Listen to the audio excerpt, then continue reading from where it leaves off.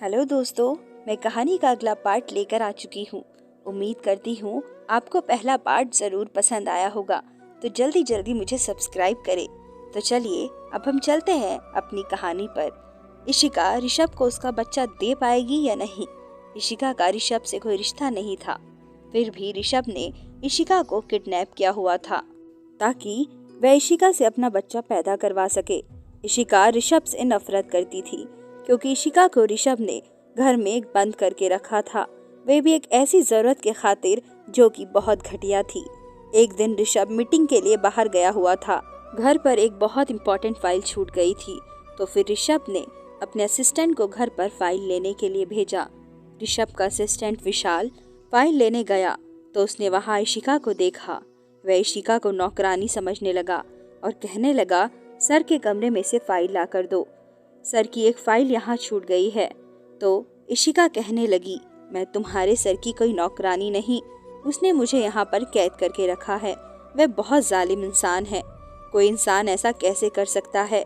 ये बात सुनकर विशाल को बुरा लगा कि हमारे बॉस बहुत अच्छे हैं, आप उनकी आदत को नहीं जानती, उनकी ज़रूर कोई मजबूरी होगी जो उन्होंने आपको ऐसे बंद कर रखा है।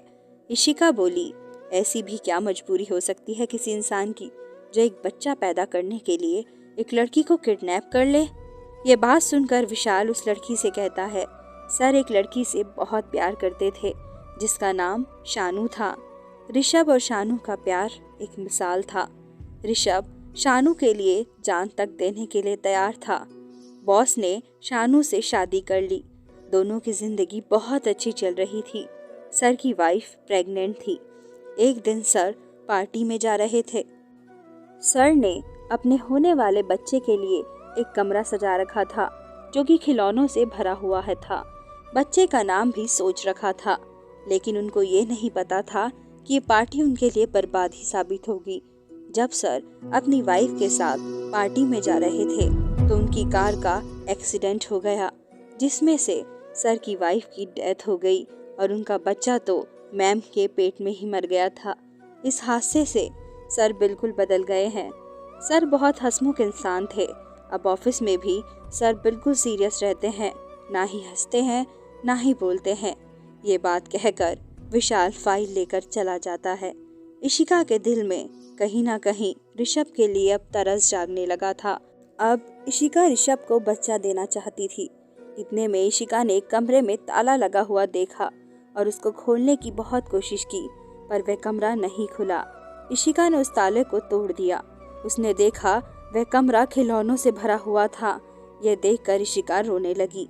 इतने में ऋषभ आ गया और ऋषभ इशिका पर चिल्ला कर चढ़ गया कि तुम्हारी हिम्मत कैसे हुई ये कमरा खोलने की।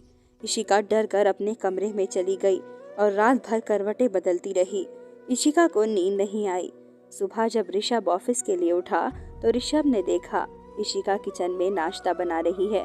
यह देखकर ऋषभ हैरान था और इशिका ऋषभ का नाश्ता टेबल पर लगा देती है और कहती है, नाश्ता कर लीजिए।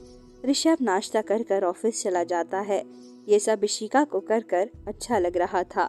इधर इशिका प्रेग्नेंट हो चुकी थी। ऋषभ इशिका का बहुत ध्यान रखता। ऋषभ को शादी नहीं करनी थी और ना ही ऋषभ को किसी दूसरी औरत को अपनी जिंदगी में लाना था। ऋषभ को अगर सिर्फ चाहिए था तो उसका एक बच्चा जो उसका सहारा बन सके, जो उसका साथ दे सके। वह शानू की जगह किसी को नहीं दे सकता था। अब ऋषभ इशिका को प्रेग्नेंट होता देख बहुत खुश हो रहा था, क्योंकि उसे अपना सपना पूरा दिखाई दे रहा था।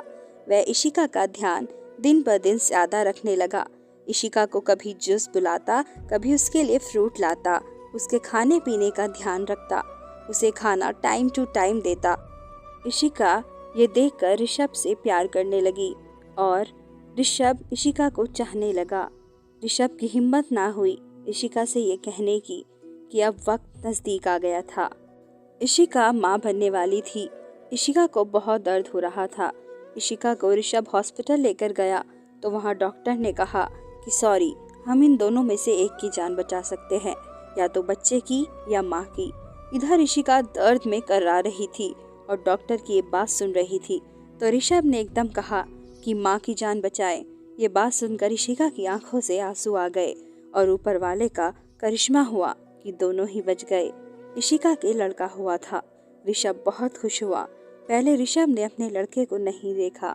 इशिका को देखने लगा और पूछने लगा, तुम ठीक तो हो? इशिका ने कहा, हाँ मैं ठीक हूँ। और कुछ दिन बाद ऋषभ इशिका को घर ले आया। इशिका अब अपने घर वापस जा रही थी। ऋषभ इशिका से प्यार करने लगा था और इशिका ऋषभ से, पर दोनों में से किसी में इतनी हिम्मत नहीं हो रही थी कि वह एक दूसरे से कह दे। जैसे ही इशिका घर से बाहर जाने के लिए निकली, ऋषभ ने इशिका को आवाज लगाई और कहा, इशिका मैं तुमसे कुछ कहना चाहता हूँ। बोलो ऋषभ, क्या कहना है? इशिका, कि तुम मेरे बच्चे की माँ हमेशा के लिए बनोगी। इशिका ये बात सुनकर खुश हो जाती है और कहती है, बस बच्चे की माँ? तो ऋषभ कहता है, नहीं, मेरी बीवी। इशिका अपना सामान छोड़कर ऋषभ को गले लगा लेती है और तीनों खुशी खुशी रहने लगते हैं। अब ऋषभ बहुत बदल चुका था। जैसे पहले था वैसे ही हो चुका था और ऋषभ इशिका को बहुत प्यार करने लगा था। अब उसका भरोसा भगवान पर हो गया था कि उसने इशिका के रूप में उसे इतनी अच्छी लड़की दे दी और उसे उसका बेटा भी वापस मिल गया था। अब ऋषभ बहुत खुश था। कौन कहता है प्यार दोबारा नहीं होता? अगर भगवान मौका दे तो प्यार बार बार होता है। सिर्फ शर्त एक है, तुम दूसरा प्यार कर सकते हो, दूसरों को धोखा देकर नहीं, दूसरों को दिल दुखाकर नहीं, दूसरों को चीट कर नहीं। आप कभी भी अपने पहले प्यार को छोड़कर दूसरा प्यार करने की कभी मत सोचना। ऋषभ शानू को बहुत प्यार करता था, पर भगवान ने शानू को ऋषभ से दूर कर दिया और एक दूसरा मौका उसे दिया, इशिका के रूप में दे दिया था। भले से ऋषभ का तरीका गलत था, पर उसने इशिका को अपनी बीवी बनाकर अपना घर बसा लिया था। उम्मीद करती हूँ आप सबको मेरी ये कहानी पसंद आई होगी, तो प्लीज़ मेरे चैनल को सब्सक्राइब करें, मेरी वीडियोस को लाइक करें और ज़्यादा से ज़्यादा शेयर करें। धन्यवाद।